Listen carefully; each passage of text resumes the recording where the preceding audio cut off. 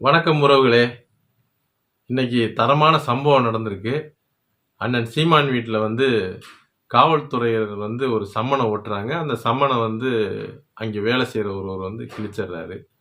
அது கிழிச்சது சரியா தவறா அப்படிங்கிறது அது சம்மந்தப்பட்டவங்க அதை பார்த்துப்பாங்க.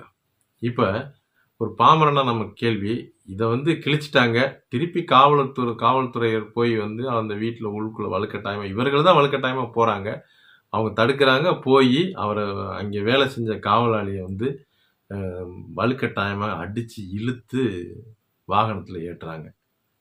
அந்த காவலாளி யாருன்னு கேட்டால் முன்னாள் இராணுவ அதிகாரி அமல்ராஜ். அவர் பேர் முன்னாள் இராணுவத்தில் வேலை செஞ்சு அவர் ஓய்வு பெற்று இப்போ அண்ணன் சீமான் வீட்டில் காவலாளியாக வேலை பார்க்குறாரு, பாதுகாப்புக்காண்டி. நீங்கள் ஒருவரை நீங்கள் சீமானை அசிங்கப்படுத்தணும், அவர் வளர்ச்சியை தடுக்கணும்னு நீங்கள் அங்கே வேலை செய்கிறது யார் அப்படின்னு தெரியாமையே நீங்கள் அடித்து, அது யாராக வேணாலும் இருக்கலாம், அது செஞ்சது தவறு. இன்னைக்கு அந்த முன்னாள் இராணுவ அதிகாரி இழுத்துட்டு போனது விளைவு என்னாச்சு அப்படின்னாக்க, இன்னைக்கு ஒட்டுமொத்த ஓய்வு பெற்ற இராணுவ அதிகாரிகளை கொந்தளிப்பு செய்ய வச்சிருக்கு. இன்னைக்கு அவர்கள் தனி போராட்டம் நடத்துகிற அளவுக்கு இந்த பிரச்சனைகள் வீரியமா போய்கிட்டு இருக்கு. நாங்கள் சும்மா விட போவதில்லை. இது ஒரு கட்சி சார்ந்த விஷயமாக நாங்கள் கருதவில்லை.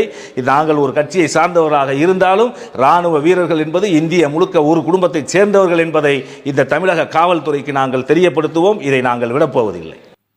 திமுக உண்மையிலே எப்பவுமே திமுகவோட ராசியா அப்படிங்கிறது தெரியாது. அசிங்கப்படுத்தணும், வளர்ச்சியை தடுக்கணும்னு நினைக்கிறாங்களோ அவங்க எல்லாம் அதிகாரத்துக்கு வந்துடுவாங்க.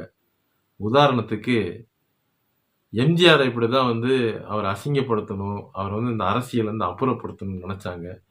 அவர் தனி கட்சி தொடங்கி முதல்வராக வந்த பிறகு, அரசியல் கட்சி தொடங்கி முதல்வரான பிறகு எம்ஜிஆர் அதுக்கப்புறம் அவர் உயிரோட இருந்த வரையும் திமுக எங்க இருக்குன்னே தெரியாம போயிடுச்சு.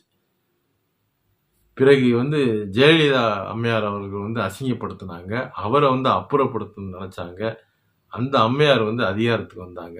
அதுக்கப்புறமும் திமுகங்கிற கட்சி இருக்கா இல்லையா அப்படிங்கிற அளவுக்கு தெரியாம போயிருச்சு.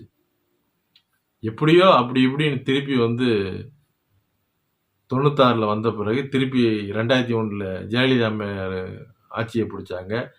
என்னடா நம்ம இப்படியே போய்கிட்டு இருக்கோமேன்னு 2006 மக்களுக்கு இலவசங்களை அறிவிச்சு, தொலைக்காட்சி தரேன், அது தரேன், இது தரேன்னு அறிவிச்சு அதிகாரத்துக்கு வந்த பிறகு விஜயகாந்த் அசிங்கப்படுத்தினாங்க, அவமானப்படுத்தினாங்க. அவர் கட்சி தொடங்கி ஜெயலலிதா அம்மையாரோட கூட்டணி வச்சு 2011 எதிர்கட்சி ஆகிறது கூட தகுதி இல்லாத ஒரு கட்சியா திமுகவை முடிச்சு கட்டிட்டார். அதுக்கப்புறம் விழுந்த திமுக 10 ஆண்டுகள் எந்திரிக்கவே இல்லை, எங்க இருக்குன்னே தெரியாம போயிருச்சு. அப்ப 2021 திமுக ஆட்சியை பிடிக்குது பல கூட்டணிகளை வச்சு. எப்பவுமே திமுக இதுவரை தனிச்சு நின்று டெபாசிட் வாங்கினதா கூட சரித்திரம் கிடையாது. எப்பவுமே அது கூட்டணி கட்சி தான். ஜெயலலிதா சொன்ன மாதிரி மைனாரிட்டி கட்சி தான் திமுக. அப்ப 2021 அதிகாரத்துக்கு வந்த பிறகு கடந்த 15 ஆண்டுகளாக தமிழ்நாடு பெற்ற கடன் 5 லட்சம் கோடி. ஆனா 2021 திமுக அதிகாரத்துக்கு வந்த பிறகு இந்த 4 ஆண்டுகள்ல 4 லட்சம் கோடி கடன் வாங்கியிருக்கு. இன்னும் பாக்கி ஒரு ஆண்டு இருக்கு, எப்படி 5 லட்சம் கோடி கடன் வாங்கிடும்.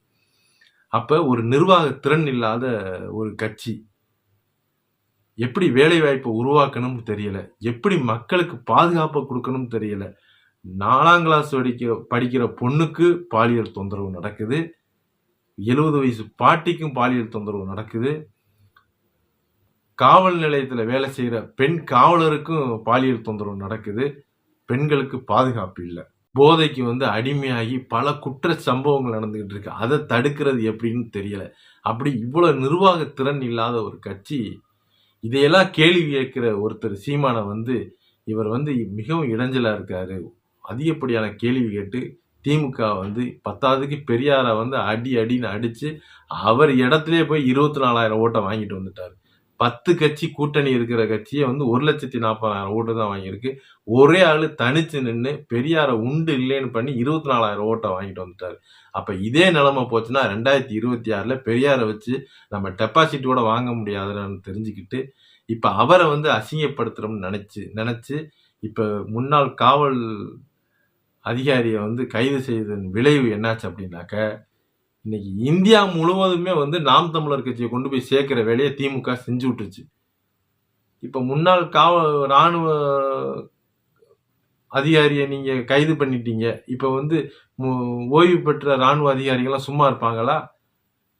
நியாயம் கேட்டு போராடுவாங்க. அந்த போராட்டத்துக்கு நீங்க பதில் சொல்லிதானே ஆகணும். இந்த போராட்டம் இந்தியா முழுவதும் வந்து இந்தியாவோட பாதுகாப்புக்காண்டி வேலை செய்யற ஒரு அதிகாரிய, ராணுவ அதிகாரிய, ஓய்வு பெற்ற அதிகாரிய நீங்க இது போல வந்து கொடுமைப்படுத்தி இழுத்துட்டு போனதை எந்த ராணுவ அதிகாரி ஒத்துப்பாங்க?